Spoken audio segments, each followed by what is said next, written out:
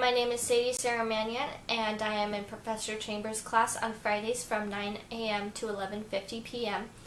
And today I have my mom with me, and I'm going to be talking about the communication barriers that we have, that we deal with pretty consistently on a almost day-to-day basis. And I'm also going to be talking about the ways that we can try to fix these barriers. This is my mom, Denny Sarah. Hi.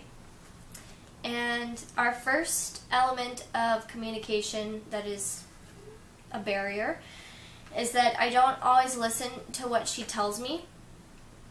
So I'll repeat what she says, or I will say okay, but then the information kind of just goes in one ear and out the other, and I'll do something wrong, such as not putting something in the correct spot, or not grab the correct item, or I will ask her, what did you want, after saying okay.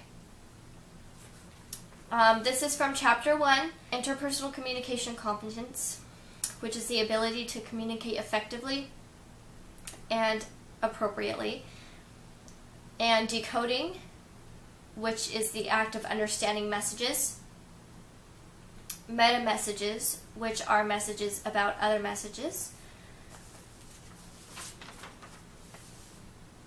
feedback messages, which are messages that are sent back to the speaker or source of information, and psychological, which is an element of interpersonal communication, and psychological is mental interference between the sender and receiver.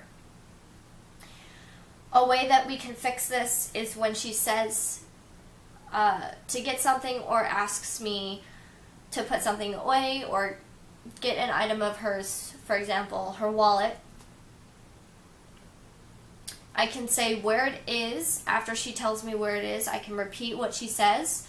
I can be mentally aware of what I am saying, so that I am physically and mentally understanding and being in the present moment and knowing what she said and where the item is, and that way I don't have to be coming back to her and saying, wait, where is it again? The second communication barrier that we have is that I will text my mom instead of just talking to her face to face. And sometimes my text messages do not get responded to at all or right away. But she is working really hard in school, so I kind of understand. This is from Chapter 1 as well. Elements of interpersonal communication, asynchronous communication, which means that messages are sent at one time and may be responded to at another time as well. The channel, the way the messages are being passed, or how the message is being expressed to the receiver. So the channel is obviously our phones and the text messages. And just so you're aware too, when I'm in my classes, I don't have texting. It doesn't come to me. There is one class that she has that has no reception at all. Yeah, on purpose. A way that we can change this is, instead of texting, talking to each other face to face. That way the information that I am trying to receive from her is being brought back to me right away, or if she's doing homework, I kind of know not at this moment, or if I just stand there for a few minutes, she might say, yes, what do you need? And then I'll tell her then. Another communication barrier that we have is when my mom tells me to take out the trash or do the dishes, and I say okay, but I don't do them right away or at all, or I sigh or moan. And this is from Chapter 1, Decoding, which is the translation of a message that is easily understood. So in this case, I would think that her messages, I am obviously receiving them, but I am not necessarily decoding them and saying, I need to get that done right now, when that's what she wants me to do. A way to fix this is to try to get what she asked me to do done right away, or within about 30 minutes to an hour max of, like, that's the deadline time, is 30 minutes to an hour.